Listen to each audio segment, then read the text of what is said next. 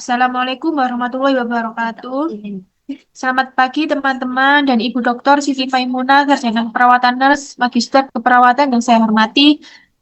Pertama-tama marilah kita panjatkan puji syukur kehadirat Allah SWT karena atas rahmat dan karunia-Nya kita dapat berkumpul dalam keadaan sehat pada hari ini. Pada kesempatan kali ini saya bersama kelompok akan mempresentasikan materi mengenai perawatan keluarga dengan anak usia sekolah. Harapan kami, teman-teman semua dapat menyimak dengan baik dan semoga materi yang kami sampaikan bisa bermanfaat. Baik, selanjutnya saya akan menjelaskan tentang latar belakang keperawatan keluarga. Keperawatan keluarga adalah cabang dari keperawatan komunitas yang fokus pada pemberian asuhan keperawatan kepada unit keluarga sebagai satu kesatuan, bukan hanya kepada individu yang sakit. Salah satu tujuan utamanya adalah menilai kondisi keluarga baik dalam keadaan sehat maupun sakit agar intervensi keperawatan bisa dilakukan secara tepat. Penilaian kondisi keluarga sehat atau sakit meliputi yang pertama struktur dan fungsi keluarga.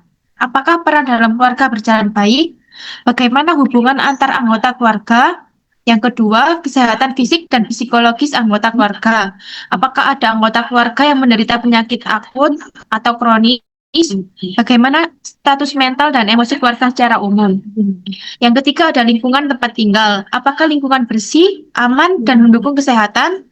Yang keempat, akses terhadap pelayanan kesehatan. Apakah keluarga tahu dan mampu memanfaatkan fasilitas kesehatan? Yang kelima, kemampuan keluarga mengatasi masalah kesehatan. Apakah keluarga bisa merawat anggota yang sakit? Apakah mereka memahami pola hidup sehat? Yang keenam, ada pola hidup dan perilaku sehat. Bagaimana kebiasaan makan, olahraga, istirahat, dan pola asuh anak. Selanjutnya adalah definisi keluarga. Keluarga merupakan sebuah kelompok orang yang ada dalam satu rumah, memiliki suatu ikatan dalam perkawinan, kelahiran, adopsi, dengan tujuannya untuk mempertahankan budaya, meningkatkan perkembangan dalam emosional, fisik, dan mental setiap anggota pada keluarganya. Definisi keluarga dengan anak usia sekolah. Keluarga dengan anak usia sekolah ialah tahap perkembangan anak dimulai dari usia 6 tahun sampai 12 tahun. Pada tahap perkembangan keluarga ini, anak pada usia sekolah mempunyai kesibukan sendiri-sendiri dalam keluarganya.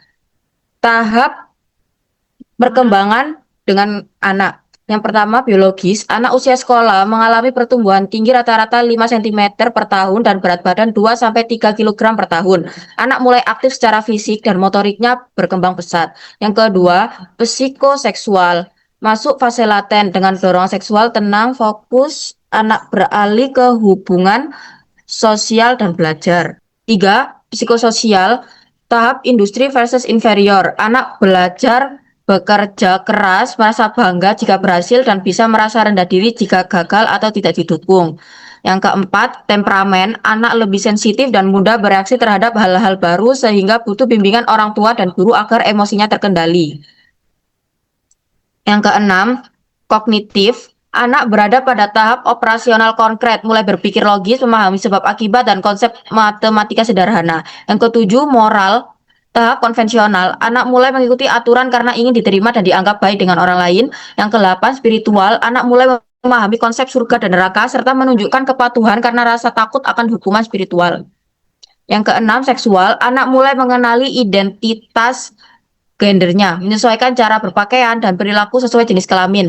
7. Konsep diri. Anak membentuk konsep diri melalui hubungan dengan keluarga, teman, dan lingkungan sosial, serta mulai meniru tokoh yang dikagumi.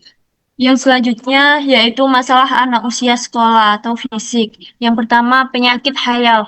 Anak sering berpura-pura sakit untuk menghindari tanggung jawab seperti tugas sekolah atau ujian.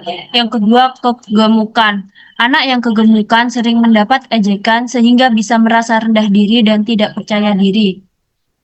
Yang ketiga, kecelakaan. Anak usia sekolah aktif rentan mengalami kecelakaan yang bisa menimbulkan trauma fisik dan psikologis.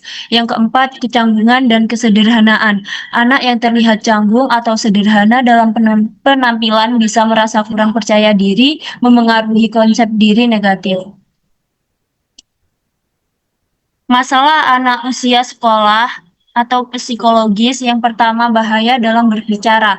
Anak bisa mengalami masalah komunikasi seperti kosakata terbatas, Contohnya sulit mengekspresikan diri. Yang kedua, gagap atau cacat bicara. Contohnya memengaruhi kepercayaan diri.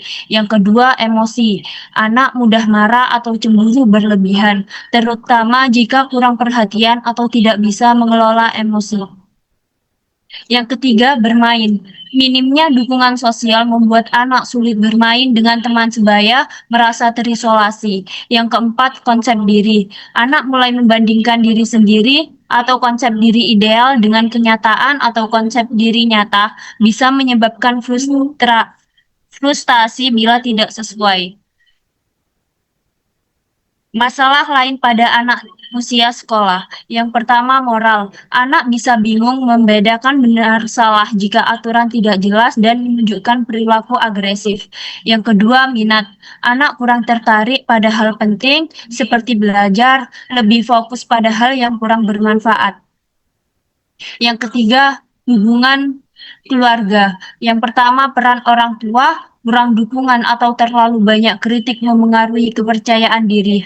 Yang kedua, status ekonomi rendah bisa menyebabkan keterbatasan akses pendidikan dan gizi. Yang ketiga, konflik saudara menimbulkan stres emosional. Yang keempat, orang tua tiri dan keluarga besar bisa menambah masalah jika hubungan tidak harmonis. Selanjutnya, peran keluarga dalam tumbuh kembang anak.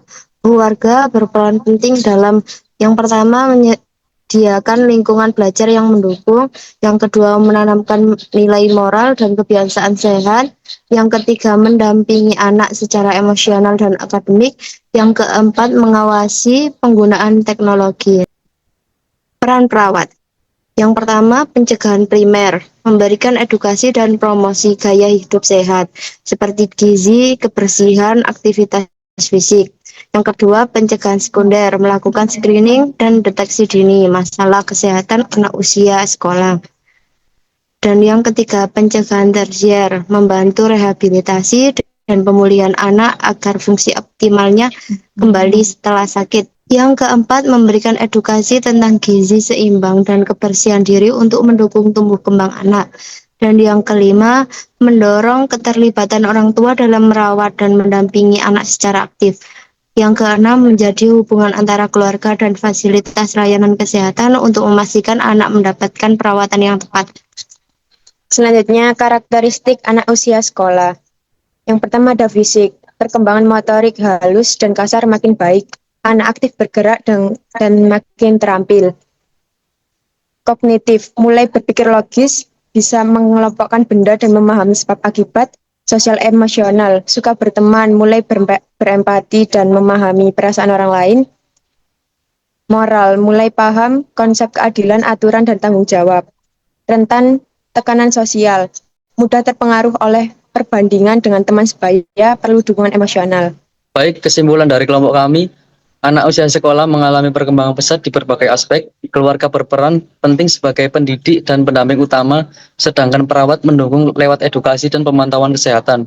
Dukungan menyeluruh dari keluarga dan tenaga kesehatan sangat dibutuhkan agar anak tumbuh optimal secara fisik, mental, dan sosial. Demikian presentasi dari kelompok kami. Terima kasih atas perhatian dan kerjasama teman-teman semua. Semoga materi ini dapat menambah pemahaman kita bersama. Wassalamualaikum warahmatullahi wabarakatuh.